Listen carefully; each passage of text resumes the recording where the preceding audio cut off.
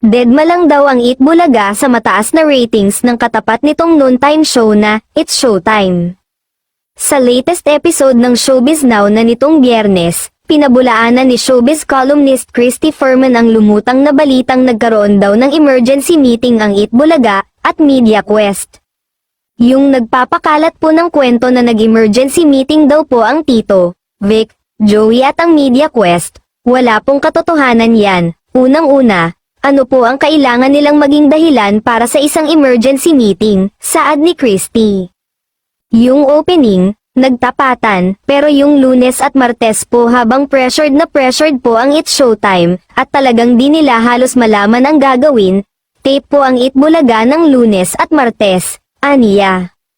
Dagdag pa ng showbiz columnist, yun ba ang pressured, yung tinapat sa inyo na ka-tape? Chillax na chillax, nag-golf ang mga bida, chillax na chillax ang mga dabarkads.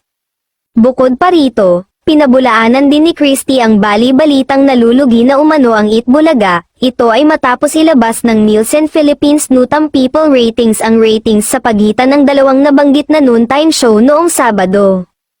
Inaasahan daw ang mas matindi at mas mainit pang tapatan ng dalawang noontime show dahil nga mapapanood na rin ang Kapamilya noontime show sa Kapuso Station. Marami ang nagsasabing tuluyan na raw matatalo ng programa ni na Vice Ganda, Ann Curtis at Vong Navarro ang longest-running noontime show sa Asia na pinangungunahan pa rin ni na Tito Soto, Vic Soto at Joey De Leon.